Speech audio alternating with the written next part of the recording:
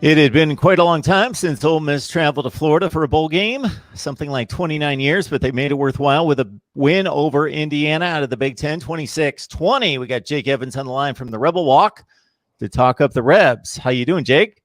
I'm having a great day, Mark. I tell you what, it's a good day to be a Rebel fan. We were talking about it earlier in the week when I was on here, and we were saying, we haven't had a whole lot of positivity in Oxford over the last 5 years since that Sugar Bowl, but today's a good day to be a Rebel. Very happy. Absolutely.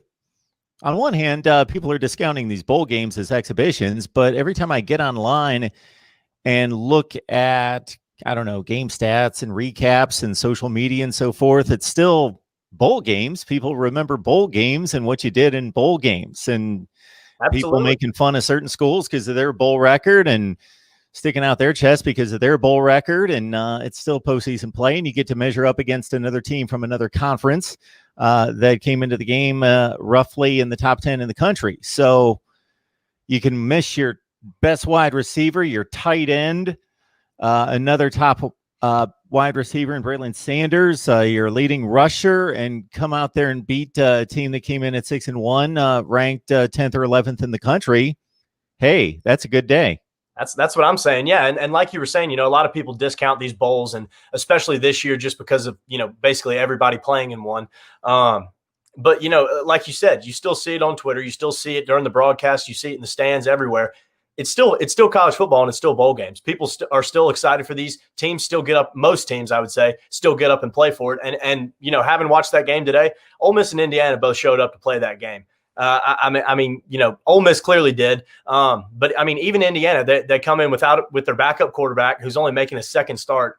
He comes in, takes a few shots early. He's shaking his shoulder out, for most of the game, and stood in there and played the whole game. So, I mean, yeah, it was a fantastic game, and you couldn't tell me that those guys didn't care about that game. That was a hard-fought game, and it was a lot of fun to watch. So you found yourself a wide receiver. You basically took your quarterback, John Rice Plumley, and it was interesting to see him line up at wide receiver, and he looked like he knew what he was doing a little bit. Yeah, absolutely. That's one of the things that they talked about all season, finding different ways to use him, because obviously he's not going to be the premier quarterback anymore.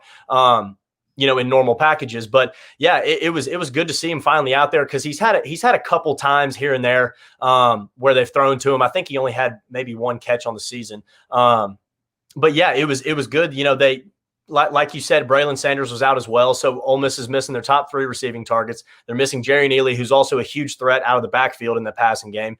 And so they come in and they're calling on a lot of new guys, Jonathan Mingo, Dontario Drummond, just guys that haven't played a super big role in this offense all season. And they call them up and they have to make big plays today. And John Rice Plumley did it. They lined him up over there in the slot. He had the gloves on and everything. I mean, he looked the part today, and he dropped a wheel route up the sideline early in the game, but came back and made a couple of big catches. Made a big one on third down across the middle. I mean, the guy's just a player. He is, and I think that's a good hint at what we're going to see out of him next year, assuming he is still with Ole Miss next year, is that I think that they're going to use him kind of in that slot position, because he's just an athlete.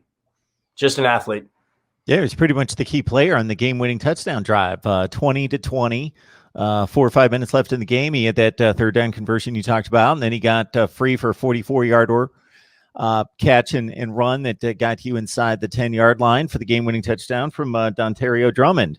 Yep. And you missed a PAT there that could have been costly. You had to be sweating that out a little bit. So there's a reason that you guys didn't try too many of those kicks. A lot of fourth down conversions for the Rebs, a lot of let's just go for broke, go for the touchdown, get the 7 on the board. Luke Logan came through a couple times, but he missed 2, and then he missed the PA2 that kept the game on edge, because you were going to lose it if the defense didn't step up. Yeah, well, and like you just said, if the defense didn't step up, but thank goodness they did. I joked about it right before we started here. Something's different already about 2021, because Ole Miss played defense today. And that has not been the case at all this year, really at any point. I think I mentioned it the other night. The way Ole Miss was going to win this game was they were going to have to force Indiana to punt 3 or 4 times, and they were going to have to force a couple of turnovers, and they did both of those. And so, Ole Miss right there, they gave themselves the best chance to win possible. They didn't go out and put up 45 or 50 points like they have a lot of times this season, but they did what they needed to do. The defense kept them in the game. They kept Indiana at bay. And they kept the ball in Ole Miss's offense's hands. And when the moment counted and when they needed to do it, they stepped up and they made the plays. Guys like Plumley stepped up, especially him, not having been asked to be a receiver at all this year, really, steps up and makes a huge play that ends up changing the game and winning it for Ole Miss. So, yeah, it was just all around. It was just a good team effort. It was a lot of fun to watch because, that's not necessarily the kind of football we've had. It's been a lot of lopsided, it's the offense carrying the defense type of deal for the last couple of years. And so, yeah, it was a lot of fun to watch, a lot of optimism heading into next year, seeing that performance. Otis Reese had a nice break on the football, had a pick when Indiana was in the red zone, threatening to score. And then again on that final drive as Indiana got it down to the 33.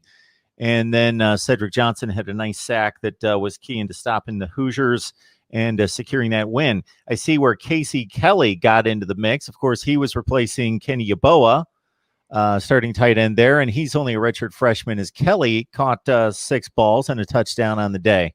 Yeah, so he, actually, I'm not sure if you know that, but that's Chad Kelly, the old Ole Miss quarterback. That's his younger brother. I had no idea. Yeah, so yeah, Chad Kelly was there today. Got to see a few pictures of him in the crowd. But yeah, so Lane Kiffin talked about it earlier in the week. He said, without Yeboah, we're running tight end by committee. So Casey Kelly's the first one up there. Chase Rogers, had a few opportunities. I'm not sure if he ended up catching one. I know he dropped one, but yeah, he stepped up big today. Like I said, it was just kind of that was kind of the theme of the day. Guys that haven't made a whole lot of plays this year, when the number was called, they stepped up and they made them for the most part. They made enough plays to win the game, and that's all you can really ask for, especially out of a lot of guys that just haven't touched the ball a whole lot. Mark Rogers TV, the voice of college football, breaking down the game we all love. Best bloggers, broadcasters, and writers in the industry we bring on here on a regular basis. We talked to Jake Evans just a few days ago from the Rebel Walk. We got him back on here to wrap up this Ole Miss season, where 5-5 sounds a whole lot better than 4-6 with a bowl victory over Indiana 26-20. So, man, it's so difficult based on what we talked about the other day with the transfer portal being more active than it's ever been, and with seniors being eligible to come back. Just having probably a constant tracker on who's announcing that they're coming back or staying or leaving or what are they going to do. Can you give us any kind of quick run through the offense and the defense in regards to who we know's coming back that we can latch on to for 2021 and start to track a little bit in regards to looking up the Rebels preview here for next season?